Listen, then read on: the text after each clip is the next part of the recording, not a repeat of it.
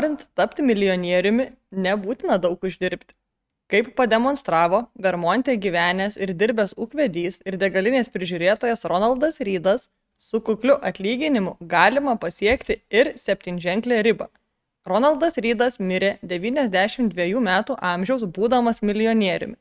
Visiems aplinkiniams to nežinant, iki savo mirties 2014 metų birželį dėl išlaidų ir pinigų valdymo įpročių jis buvo sukaupęs turtą vertinamą beveik 8 milijonais dolerių. Ši istorija parodo, kad svarbiausia ne tai, kiek uždirbi kiekvieną mėnesį ir kokiame darbe dirbi. Svarbiausia, kaip gebi paskirstyti ir valdyti gaunamus pinigus, nes tai daro didžiausią įtaką rezultatui.